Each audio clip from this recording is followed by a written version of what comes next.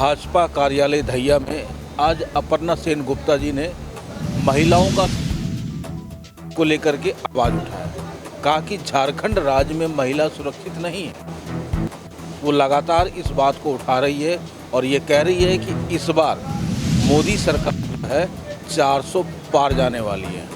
मगर कैसे? क्योंकि मोदी सरकार ने जो काम किया है उसका वो गिनती गिनाना स्टार्ट किया और उन्होंने बताया कि मोदी सरकार के रीजन में भारत देश में किस ढंग से और कितना विकास हुआ।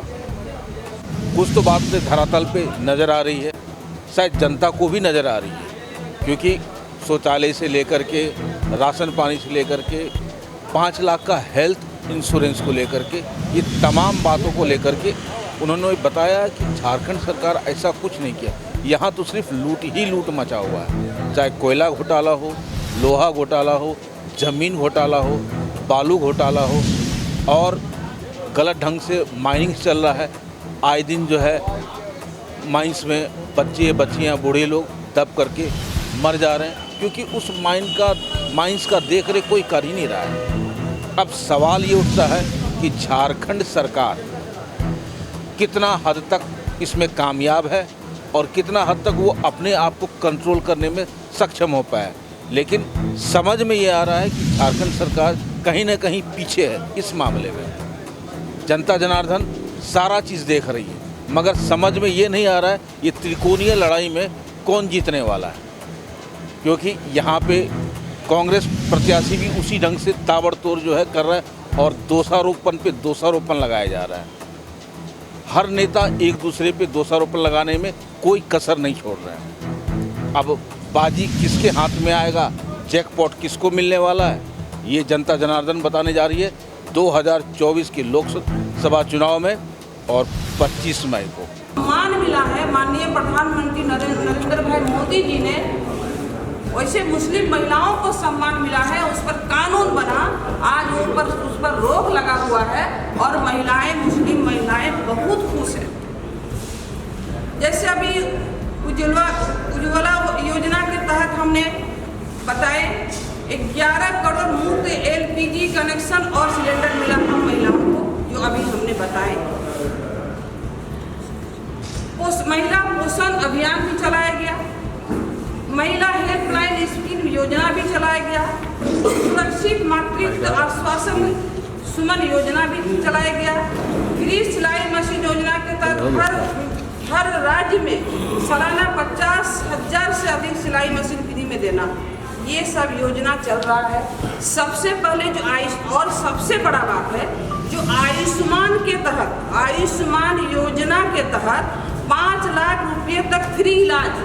ये समझ सकते हैं कि जो गरीब महिलाएं, जो बीमारी तो गरीब अमीर देख के नहीं आता है, लेकिन जो गरीब महिलाएं को जो बीमारी होता था और इलाज के लिए किस तरह से उन्हें अपना जेवर बेचना पड़ता था, जमीन जगह बेचना पड़ता था और किस तरह से इलाज उनको कराना पड़ता था, वो गरीब का दुख दर्द को समझते हुए हमारे माननीय प्रधानमंत्री जी ने 5 लाख रुपये तक का फ्री इलाज आयुष्मान योजना के तहत दिया गया। ये बहुत बड़ी बात है, आज बहुत लाभ मिल रहा है और माननीय प्रधानमंत्री जी को हम लोग जहाँ जा रहे हैं क्षेत्र में और सीधे बोल रहे नहीं, हमारे बच्चे का मेरा तबीयत खराब था, हम जब गए तो आयुष्मान से मेरा ये इलाज हुआ। तो सुनने में भी बहुत खुशी हो रहा है और ये लाभ मिल रहा है। वन स्टॉप सेंटर स्कीम, जिससे तहत हिंसा से पीड़ित महिलाओं को सभी तरह की मदद एक ही छत के नीचे मिल रहा है। आप लोग देख रहे हैं कि हिंसा में जिस तरह से महिला पीड़ित होती है, चाहे हिंसा जैसे भी हिंसा हो, घरेलू जो भी हो, एक छत के नीचे उन्हें सब तरह का सुविधा मिल रहा है। ये हमारे माननीय प्रधानमंत्री जी का महिलाओं को सम्मान देने का ये काम है। मातृ वंदना योजना के तहत गर्भ में बच्चों को पौष्टिक आहार, आप देख रहे हैं आंगनबाड़ी में किस तरह से पौष्टिक आहार का भी मतलब दिया जा रहा है। बच्चे गर्भ में जैसे कमजोर पैदा नहीं हो और सभी तरह का उन्हें सुविधा दिया जा रहा है। बच्चे जैसे अस्पताल में जन्म हो, पहले क्या होता था कि घर में ही बच्चे मैंने जन्म के लिए बहुत तरह का होता था, माता और बच्चे का बहुत सारा सुविधा होता था, बहुत कुछ बीमारी होता था। हमारे माननीय प्रधानमंत्री जी ने बताया कि नहीं, हॉस्पिटल में बच्चे को जन्म दें, और उसके लिए भी ये अभियान जो बहुत तेजी से चलाया जा रहा है। बेटियां स्कूल जैसे नहीं छोड़े, इसके लिए करोड़ों शौचालय का भी मतलब बनाया जा रहा है, अभियान चलाया जा रहा है। शौचालय में पानी के लिए भी हमारे बेटियों माताओं को जैसे असुविधा नहीं है, उसका भी योजना चलाया जा रहा है। नल जल योजना, आप जानते हैं माननीय प्रधानमंत्री जी का है कि नल जल योजना, नल जल योजना के तहत हर घर में पानी मिले, ये भी हमारे माननीय प्रधानमंत्री जी का योजना चल रहा है। सौभाग्य योजना के तहत मुफ्त बिजली कनेक्शन देना, ये भी चल रहा है। पीएम प्रधानमंत्री आवास, पीएम आवास योजना के तहत बेटियों को संयुक्त भागीदारी का हक देना। आज अगर आवास मिल रहा है तो माता बहने के नाम से मिल रहा है, वहाँ भी सम्मान मिलने का काम हो रहा है। महिलाओं को बैंक से बिना गारंटी वाली मुद्रा योजना, ये महिलाओं को सशक्त करने का भी ये योजना शुरुआत हुआ है। और सबसे बड़ा बात है, इस साल लाल किले से 2 करोड़ लखपति दीदी बनाने की योजना माननीय प्रधानमंत्री ने घोषणा की।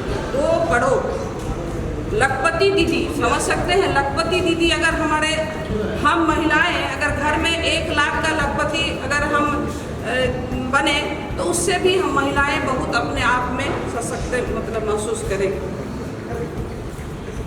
और 1 करोड़ लखपति बनने की योजना जो शुरुआत है, इससे हम लोग क्षेत्र में जा रहे हैं, क्षेत्र में जाके महिलाओं का जो खुशी देखने को मिल रहा है, ये बहुत बड़ी खुशी है। और महिलाओं को सम्मान देने का काम माननीय प्रधानमंत्री जी किए हैं, चाहे जन धन योजना खाता हो, ये तमाम और बहुत सारा है जो हमारे माननीय प्रधानमंत्री जी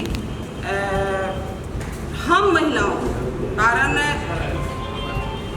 हम लोग देखे हैं कि हरदम माननीय प्रधानमंत्री दिन रात विकास के लिए, जनता के लिए, विकास के लिए, देश के लिए हरदम चिंतित रहते हैं। एक दिन भी उनका छुट्टी नहीं रहता है, एक दिन भी वो छुट्टी नहीं लेते हैं, रेस्ट नहीं लेते हैं, और इस तरह से काम किए जा रहे हैं।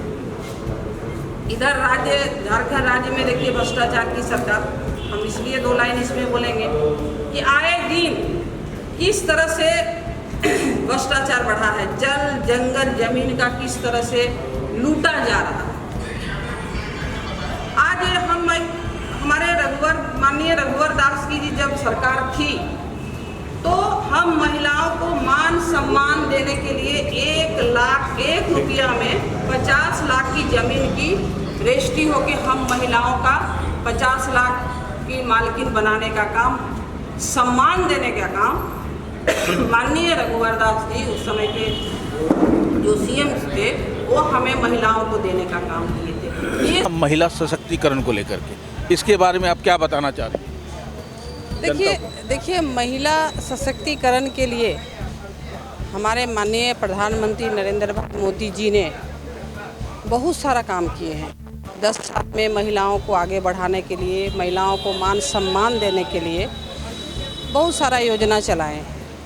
जैसे हम कुछ ही बोलेंगे, जैसे मुस्लिम महिलाओं को 3 तलाक जो होता था, तलाक देने से हम समझते हैं कि महिलाएं शादी होके जब ससुराल आती हैं अपना एक सपना लेके कि मेरा घर परिवार होगा, बच्चे होंगे, और अचानक उनको तलाक देके जब घर से निकाल दिया जाता था तो हम समझते हैं महिलाओं को कितना तकलीफ़ होता है। तो हमारे मुस्लिम महिलाओं को मान सम्मान देने का काम किए। लेकिन मैडम अभी हमने इंक्वायरी किया, पब्लिक स्टेटमेंट लिया, तो उसमें 90% मुस्लिम जो है अभी भी कांग्रेस के पक्ष में है। उनका सीधा कहना है कि हम कांग्रेस को ही वोट देंगे। अब क्या करेंगी, वो बोलना तो अलग बात है, करना अलग बात होता है। वोट कोई देखता नहीं है किनको दिया जाता है। हम लोग विश्वास है कि वो मुस्लिम महिलाओं का वोट भी भाजपा को ही पड़ेगा। अपर्णा मैडम का कहना है कि मुस्लिम वोट भी भाजपा को ही मिलने वाला है, क्योंकि बोलना करनी और कथनी में अंतर है। करनी कुछ और होता है, कथनी कुछ और होता है। बोलने को तो हम बहुत सारी बातें बोलते हैं, जब धरातल पे आता है तब आदमी को समझ में आता है कि हकीकत क्या है। तो हकीकत हम लोग के लिए समय का अभाव है। 25 तारीख को ही सारा फैसला। मैं निरंजन कृष्णा, कैमरामैन चंदू जी के साथ, आप देख रहे हैं सब पर नज़र। धन्यवाद।